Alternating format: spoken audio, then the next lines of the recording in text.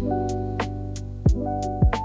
mga dear, welcome ulit dito sa ating reflection, Sunday celebration reflection ng preaching na napakinggan ko. I wanna share it lang. Kasi alam ko, maraming matututo din sa mga napakinggan ko ng Sunday. So since reflection ito, hindi ko na siya iisahin detail by detail, but kung ano lang yung pinakatalagang natutunan ko. So the topic is the danger of an orphan spirit. So, pag sinabing orphan, madami sa atin, ano yung orphan spirit na yan? Okay, so explain muna natin what is orphan. Yung orphan is living without a care. Yung pakiramdam mo, yung hindi ka naalagaan. Hindi mo naramdaman yung suporta. Yung guidance ng parents, pwedeng due to death, or inabandon na ka, or merong separation, nag-separate yung parents. So ako po personally na-experience ko yung orphan na, yung pagiging orphan, kasi lumaki ako sa lola at lola ko. Not totally yung as in doon lumaki kasi nag-independent din naman ako later on. Pero yung tipong habang nagdadalaga ako, walang guidance from the parents. Kasi 2 years old pa lang ako, di ko nakasama yung tatay ko. Yung nanay ko naman may second family. That's why, nung nagka-problema, nasa lolo't lola ko. Kami ng dalawa ng kapatid ko. At dito sa pagiging orphan, ang pinaka-naapektuhan sa aming dalawang magkapatid, yung kasunod ko, yung kapatid kong isa. Ayan, so, yung hindi na alagaan, na-abandona, or walang guidance ng parents, due to death. Ayan, so yun ang orphan. This experience often involves profound grief. Ayan, so yung experience ng orphan is malungkot, may mga issues na naglalabasan, that's why yung iba nagre-rebelde, and mapapansin mo hindi ganun ka-consistent sa buhay dahil lack of guidance ng both parents or pwedeng ba lack of guidance ng tatay. So iba kasi yung nadudulot ng tatay sa pamilya, sa anak.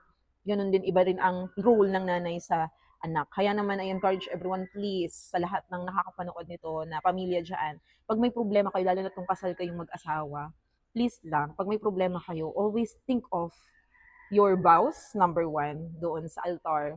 Hindi kayo nag-vow sa mga tao lang kundi sa Panginoon. Then pangalawa, may mga anak na kailangang isipin hindi na ang sarili. And yun nga, buti na lang tinuruan ako ng banal na spirito na ang pagmamahal ay hindi nakabase sa emosyon. Ang marriage, specifically, hindi siya nakabase sa emosyon. Yun yung dinuro sa akin ng Holy Spirit. Personally, narinig ko kasi I'm asking the Lord, paano Lord, kung i-reveal mo sa akin, hindi ko gusto or wala akong feelings sa Kanya. Pero ang reply naman sa akin, ang sabi sa akin ng Holy Spirit, marriage is not about love. It's not about kilig. It's not about emotion. It's all about partnership sa kingdom ng Panginoon na makapagbigay glory sa Lord. Kaya hindi siya about emotion kasi ang emotion and feelings nawawala.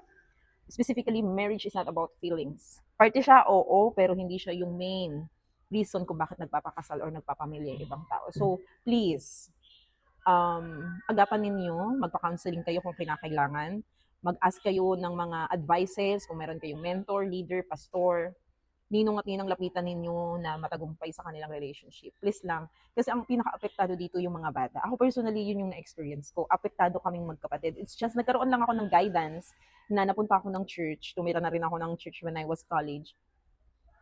Nung nagsisimula akong magkolehiyo. That's why nagkaroon ako ng guidance. Yung pangalawa kong kapatid na palayo. So therefore, sobrang affected siya sa family, nangyari sa family namin. Although, I think 1 year old pa lang or 2 years old pa lang siya nung naghiwalay yung parents namin. Pero siya yung pinaka-affected.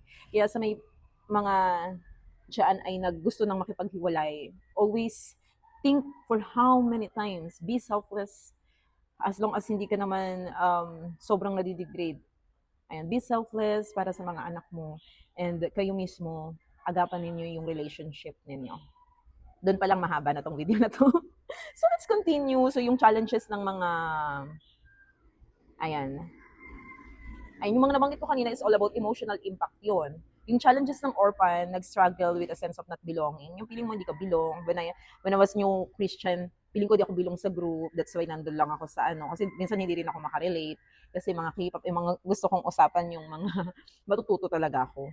Tapos na-feel ko yung walang, hindi ka belong. Okay, then, sa iba, hindi naman ako na anxiety, pero sa iba, nagkakaroon ng anxiety, ng depression, dun sa feeling niya na hindi siya belong. Pero dumaan din po ako sa depression noong 2023. Malalang depression siya. Na tipong ayaw ko nang bumalik sa higaan kasi nakikita ko yung sarili kong umiiyak ako doon nang humahagulgol na walang sound. Yun yung na-experience ko when way back 2023. Ayan. So, napaka-challenging na magkaroon ng orphan experience. But this time, orphan spirit kasi yung pinag-uusapan natin. Na kapag wala ka sa Panginoon, magiging wasak talaga buhay mo because of orphan spirit. So, yung trauma na long-term effect nito, yung trauma na kung saan yung self-worth mo, hindi mo alam kung ano yung halaga mo, minsan hinahanap mo siya sa ibang tao, tapos yung trigger na maraming questions, bakit ako iniwan, bakit nagkaganito yung buhay, bakit ako ganito, and ang daming mga question na pwedeng matrigger sa buhay ng isang tao. Ano bang purpose ng buhay ko? Eh kung ganito nga yung naranasan ko. So that is long-term effect of being an orphan. Spiritual orphan, meron siyang deep-seated feelings. Yung parang nandun siya, nakatambay talaga siya doon, na babad siya doon sa feeling na abandonment siya, na-abandon siya, rejected siya, at may mga insecurity lumalabas because of being an orphan. And yung orphan spirit, pagka meron ng isang tao ng orphan spirit, punong-puno ng insecurity sa buhay. And may struggle siya to trust God. Ayan. So which is, true enough, nung na-reveal sa akin that I have orphan spirit, early this year, 2026, ay tinuturuan ako ng Panginoon na manampalataya talaga sa Kanya. It's all about faith. At kung ano yung gusto niya, yun yung masusunod. So, kapag may orphan spirit ka, struggle kang magtiwala sa Panginoon. Ang tanong, did you still trust God? Okay. So, nagkakaroon tayo ng mindset isolation and unworthiness. Feeling mo hindi ka worthy. And yung rooted, yung past wounds, nandun ka, nakababad ka sa mga nakaraang sugat. Okay. So, yung mga symptoms ng may orphan spirit, lack of belonging, yung feeling mo unloved ka, unworthy ka, disconnected ka, both from God and other people. And anong solusyon doon? Kung gusto mo maging part, kasi iba, nag-isolate, kasi ganito, hindi naman nila ako pinapansin, mali pala. So kung gusto mong maging belong, sabi ng preacher doon, which is Pastor Paul, if you want to be part, ikaw yung mag-a-adjust. Kung if you want to be part ng grupo, ikaw mag-a-adjust. If you want to be belong, mag-adjust ka sa team. Lahat kayo dapat nag-a-adjust. So, hindi mo pwedeng yung mundo, natutunan ko rin to na yung lahat ng tao sa paligid mo mag-a-adjust silang lahat para sa iyo. Hindi. Never mangyayari yun na lahat sila mag-a-adjust for you. Kasi hindi lang naman ikaw ang sentro ng mundo. Hindi ikaw ang sentro ng mundo nila, ng mundong ito. You are part of the world, part of their world, kung kaibigan mo sila. Pero hindi sila laging mag-a-adjust for you. Ikaw din dapat mag-adjust. So lahat dapat mag-a-adjust. Lalo na kung gusto natin tumagal yung friendship, yung relationship, we should both adjust. Hindi lang, mag-adjust kayo sa akin. Hindi, ikaw din mag-adjust for them. Ganun din sa marriage. Sabi doon, ang marriage mag-work out because you adjust to each other. Nag-adjust kayo kasi two different people two different person nagsama. So, kung hindi kayo mag-a-adjust sa isa't isa, sa ugali ng isa, sa gusto ng isa, kung hindi kayo mag-a-adjust, hindi nyo pag-uusapan, hindi maglalast yung marriage. Okay? So, which is, bilang hindi pa naman ako kasal, pero bilang pag nasa marriage kayo, gawin nyo yung lahat para makapag-adjust sa bawat isa. At gawin nyo ang lahat na yung marriage niyo is makapag-honor talaga sa Panginoon. Di ba? Nandiyan na kayo Ginawa nyo yan, nagpakasal kayo So, do everything you can para mag-last yung relationship till death do us part nga ni. Yun ang sabi ng ating vow kapag may kinakasal. Okay. So, kapag ang orphan spirit, meron siyang entertainment, not serving. So, he or she wants to entertain anyone, everyone, pero hindi nagsiserve. Okay? So, dapat nagsiserve tayo. So, kung sa kaibigan, you're going to adjust, ganun din sa marriage, and serve. Hindi, serve nyo ako, ito gusto ko, ako masusunod. Hindi. You both serve to each other. Sa marriage, ganun din. Hindi yung, ikaw babae, ikaw lang mag-serve. Hindi. Pareho kayo mag-serve sa isa't isa. Kasi, we are all, lalo na pag Kristiyano ka, servant ka ng Panginoon. Mas matindi nga yung command sa lalaki love your wife as Christ loved the church. Paano ba minahal ng Panginoon yung church? 'Di ba? He died. He became selfless. So, boys, alam nyo na. Mga men out there. Ayan, so ganun talaga. Sa babae naman, submission. So, which is challenging din, lalo na sa generation ngayon, na mga dominante, mga babae. Aminado naman ako dyan. But God is telling me na I should be a servant ng niya personally, at kapag may asawa na, you are servant of your husband, at the same time partner sa kingdom business ng Panginoon. Isa pa sa mga characteristic and symptoms ay fear and insecurity, self-reliant, yung tipong ayaw magpaturo. May fear siyang i-correct siya, may fear siyang magkamali lagi. At meron siyang insecurity sa buhay niya na paulit-ulit lumalabas hangga't hindi nadi-deal. Na minsan ipinapasa pa natin yung insecurity na yun sa ibang tao. So ako din po. Ako gusto ko laging pag may ginol ako, pag meron ako nakalisang gagawin, kailangan magawa ko yun. Mali pala. To the point na naiinis ako sa sarili ko pag di ko yun nagagawa. And kapag team, naiinis ako pagka hindi nagagawa, hindi natatapos. So therefore, um, pag meron ka ako, nag-manifest lahat sa akin to, may fear ako, may insecurity ako, yung self-reliant, ang lakas-lakas. Tapos to the point na minsan, pagka kinokorek ako, umaalma talaga ako, which is mali. Hindi pala dapat ganon. And yun pala, may orphan spirit nga ni ako. Ayan. Jealousy, comparison, feeling angry or resentful. And so, may punong-puno ng jealousy. Wala namang kasong magselos. Yung tamang selos. Yung nasa lugar. Pero yung puno-puno ng jealousy, kinukumpara mo pa yung sarili mo sa iba, yan ay sign na meron kang symptoms ng orphan spirit. Difficulty trusting, ang hirap-hirap mong magtiwala. Struggle kang magtiwala sa Diyos, sa goodness ng Panginoon, and sa authority na binigay sa'yo ng Lord. Ayun. So, that is part of symptoms, difficulty trusting. Isolation, ina-isolate mo yung sarili mo, nagde-detach ka sa ibang tao, ina-avoid mo yung mga bagay na pwedeng maka-hurt agad sa'yo or alam mong makaka-hurt sa'yo, uunahan mo na yung mga ganyan. So, malamang sa malamang, merong orphan spirit. Ayan, sabi doon ng preacher, there is a big danger kapag ikaw ay nag-isolate. Akit? Kasi pag nag-isolate tayo at we're not talking to God, kakausapin ko talaga ni Satanas. At ang dami mo nang maiisip pag na-isolate ka. Papasok na lahat ng negativity pag nag-isolate ka.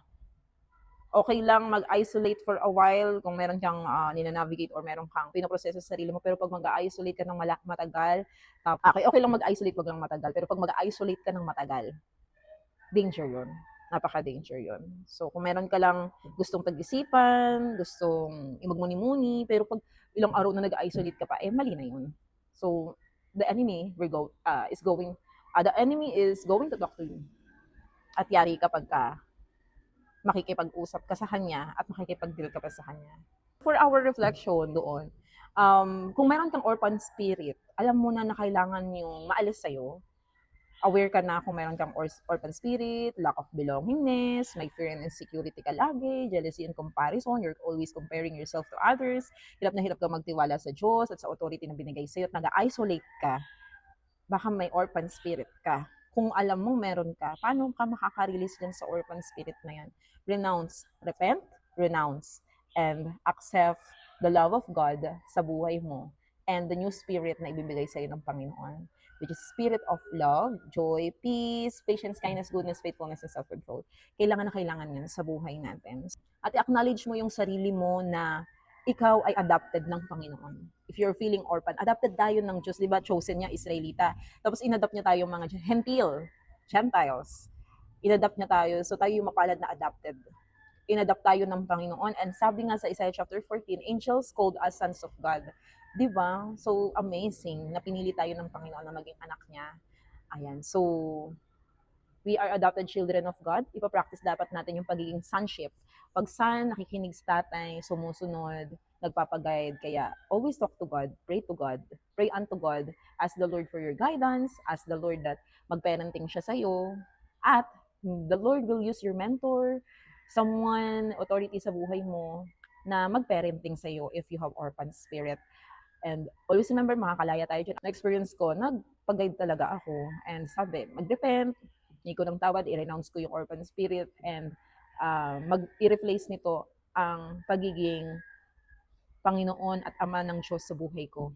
At ako, yung daughtership or sonship sa buhay ko, ay yun yung aking i-practice. Ganon din sa mentor ko. So, di ba, napakaganda na nagiging aware tayo sa kung anong meron tayo. Kaya I encourage everyone na umattend kayo ng Sunday celebration.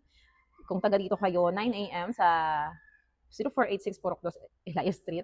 Ayan. Pero kung malayo kayo sa mga nakakapanood nito, punta kayo sa mga churches na malapit sa inyo and magpag-guide kayo. Kailangan niyo ng mentor. Sa buhay natin hindi tayo perfecto. Kailangan natin ng someone who will guide us. Ako kailangan to. Especially, hindi ko nakasama ng sobrang tagal yung parents ko. Hindi ko alam. Hindi din nila alam kung paano ako na-build up bilang isang babae. Ayan. So, kailangan natin ng someone who can guide us. Number one na dun si Lord, then God will use someone for you to be guided. and ma-experience mo yung pagiging anak. So, see you sa mga gustong pumunta dito, DM mo lang ako. And kung may mga tanong kayo, anything in between, ayan, may tanong kayo sa even about Bible, about politics, about love life, about family, cultures, and all, anything in between in this world, we can talk about it here in this vlog. And salamat sa mga sumusuporta. Thank you for approaching me, that you're watching my vlog dito sa Payo Center. Thank you so much. And please follow and subscribe sa ating Red Up dyan. Follow and subscribe sa channel and dito sa Spotify. At syempre, sa Spotify, papasok na tayo dyan. So, we can upload this video in Spotify already. Nakakatuwa. So, repent and ask guidance sa Panginoon. Salamat sa pakikinig and sa suporta. This is Payo Center. We have ears that listen and heart that speaks. God bless.